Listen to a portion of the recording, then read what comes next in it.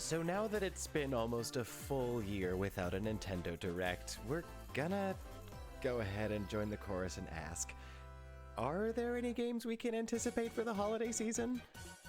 I'm Backrolls.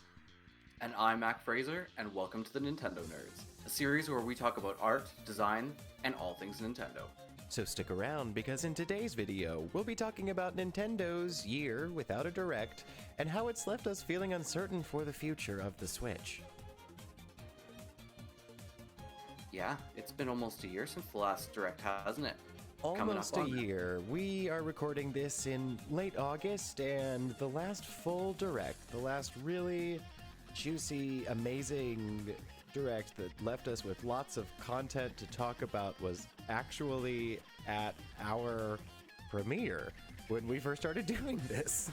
Oh yeah, yes it was. That was one of the first videos we released, so that was back in September. That was September 4th of 2019. It was almost 40 minutes, and that was the kickoff was Overwatch on the Switch. It was Luigi's Mansion. It was Terry's reveal in Smash. It was everything we grow to love about Nintendo Directs. Is why they've been so effective for so many years. The addition of Super Nintendo Online for our online subscription, and now we've had some indie directs and some partner directs, but they keep mincing the words and changing the words to alter expectations because it's not been the Nintendo Directs that we have come to know. No, there really has been no fanfare over the last year or so. When the first couple years and even the lead up to the Switch, it was just direct after direct. Hey, we got this coming, we got that coming, we got this coming, and it was like I was buying a new game almost every month. But this last year, aside from these mini directs that you mentioned, it really hasn't been a whole lot, and it's unfortunate because it creates so much speculation that knows no bounds, right? Like you really don't know what to believe or what to think when you read some of these things that come out. It's making me feel kind of sad because, especially as content creators, we like promoting all this exciting stuff. We like talking about these games. We love these characters, but it's just, it leaves us wanting for things that we can do. And we absolutely understand this has not been a normal year. We are dealing with pandemics. We're dealing with developers working from home, which is an absolute nightmare ask of people. And we absolutely understand that could face delays. What we are confused by is that this lineup that is available does not really feel like the full lineup. It feels confusing that there do still seem to be titles that we still haven't heard about here at the end of August going into fall.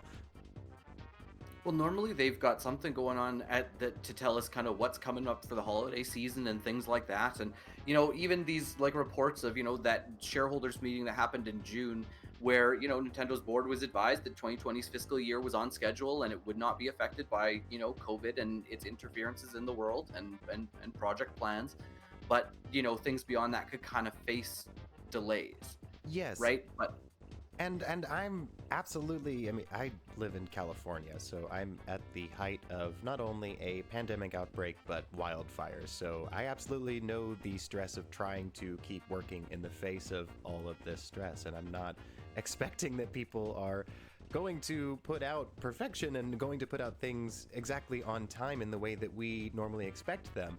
But when we look at past years, there's always been a system seller that goes with the Switch for the holidays, whether that was Mario Kart 8 Deluxe and Breath of the Wild in 2017 and Smash Brothers in 2018 and Pokemon in 2019. There's always a system seller.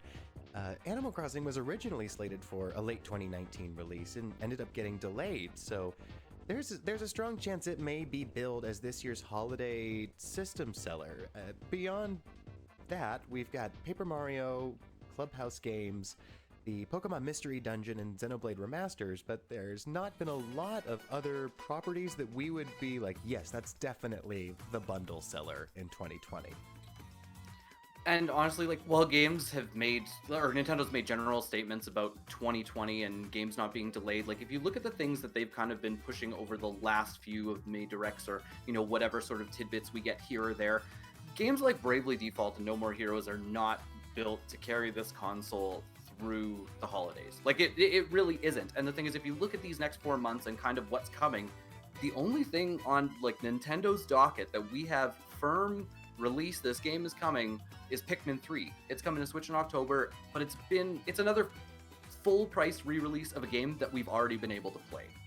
And I think that's what led you to advocating that we should have this conversation, and I agree with you. For you as a Wii U owner, this is a really frustrating state of Nintendo affairs. I think you'd agree. I absolutely.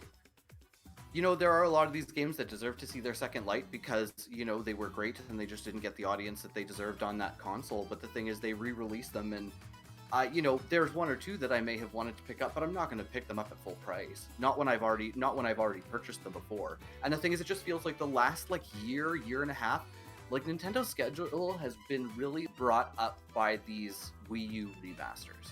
And the thing is, even if we look into the future and some of these rumors that are happening of, these Mario games that may or may not be coming for the 35th anniversary, it's just more remasters, right? We're not talking about original content here. And even things like, we're coming up to September. Again, this is the 2-year anniversary of Nintendo Online. And so it's going to make people think a lot about whether the subscription service is worth their money. If you look at things like Nintendo and Super Nintendo Online, they've been receiving minimal updates for the last year, and it doesn't really feel like a value added like it should have been. You know what I mean? I think it should have been a more consistent flow of things. We've talked at length about all these other games that deserve to have a second light on there, and why not look at, you have these other things coming up like Xbox Game Pass, and I know we call ourselves the Nintendo nerds because we love their games. They have tremendous ideas, and they seem to translate so seamlessly into gameplay so much of the time. But other companies are being a little bit more transparent about their roadmap going forward. And, while it might not be in your budget or my budget to spring for a next-gen system right now, things like Xbox Game Pass are so enticing because of how accessible everything is, not to mention the vast amount of content you get for the price of a subscription. I have to agree with that.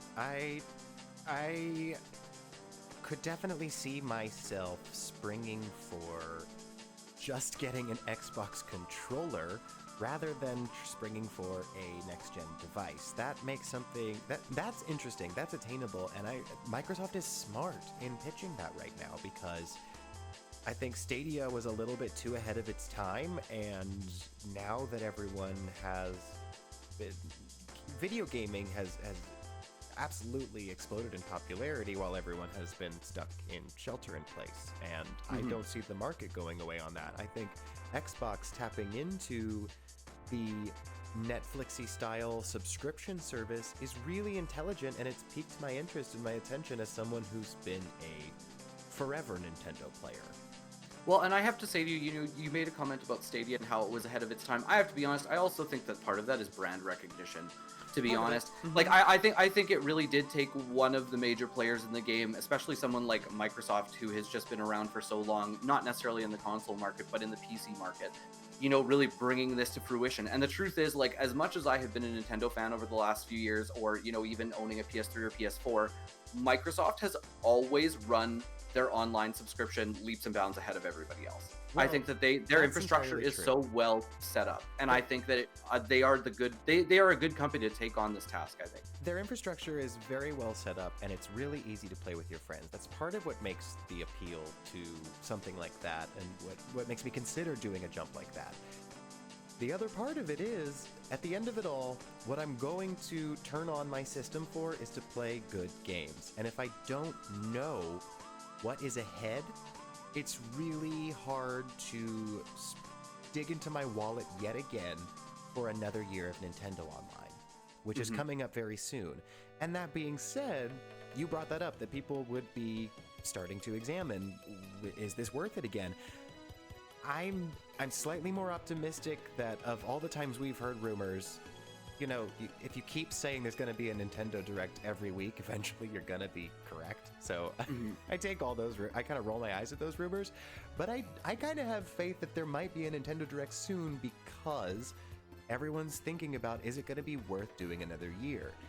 Yeah. It was about a year ago, it was September 4th, and it expires mid-September, and they threw Super Nintendo Online at us. So everyone said, oh, well, I got to get another year. It's Super Nintendo Online, and it's going to be great. And while that didn't necessarily deliver, this would be the time to dangle a carrot to convince people to pay for another year's subscription.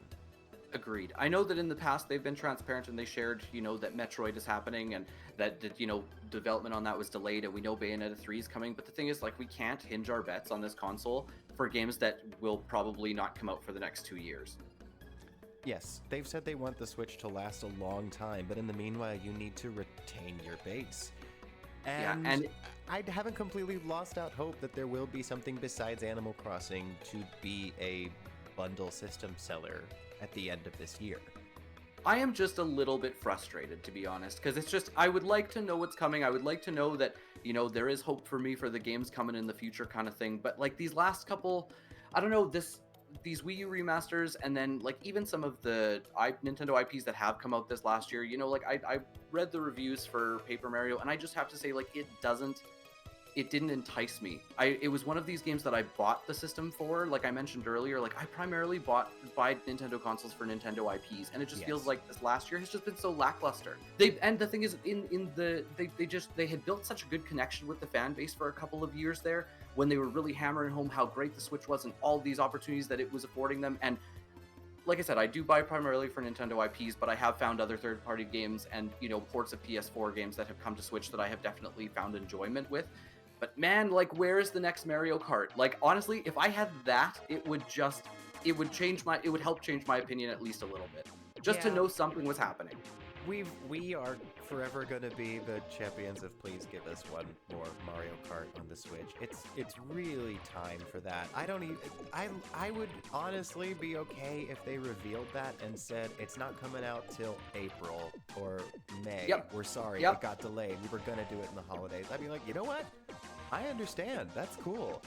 Whenever it comes out, I'm happy about it. Let's play some Mario Kart 8 and talk about how awesome Mario Kart 9 is going to be, Yeah, 100%.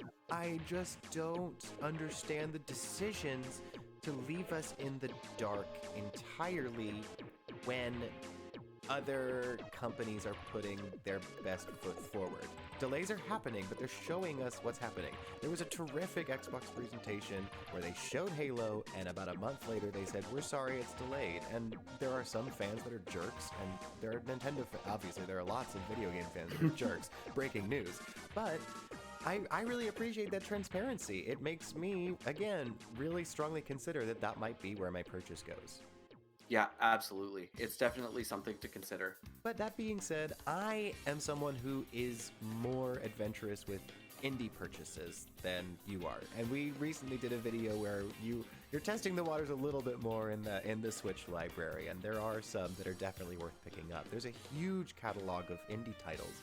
We're having a conversation about how we're frustrated about Nintendo IPs, but I feel the same way. If there was a Nintendo Direct that said Mario Kart's coming out in the next year, I'd be really content with pretty much anything else they would have to throw at me. Just like this recent Indie Direct, the indie presentation where they said Hades is coming to the Switch. It's like, finally! Whatever else happened, and I loved that presentation. There were a lot of great things in there, but they led off with Hades, and I was like, no matter what, I'm content with the indie titles to come on Switch. But as you said, you buy Nintendo systems to play Nintendo games, and you're hoping for something that's not a remaster, and I don't blame you for that.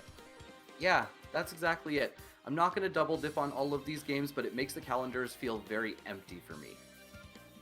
Well, any final holdouts besides Mario Kart that would leave you feeling a little happier with your purchase? Anything else that you could foresee on the horizon?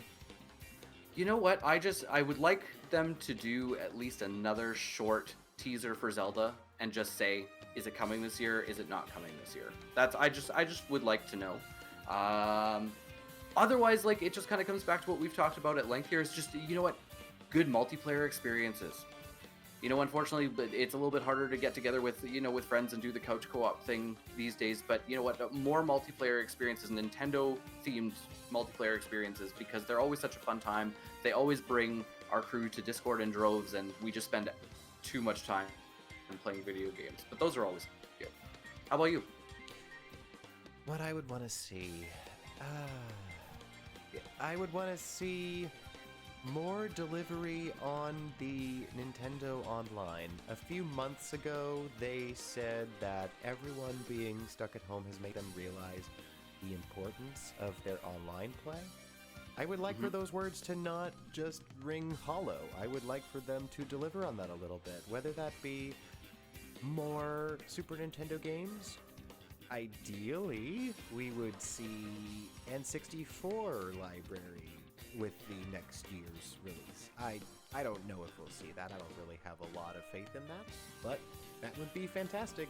That would make me pay for another year, sir. Absolutely. That's just dreaming, Well- though. But we'd love to hear what you think about that too. Honestly, folks, what would thank make you. you pay for another year of Nintendo Online? Yeah, sound off in the comments below. Folks, thank you so much for watching. For more nerdy content, please make sure to hit that subscribe button.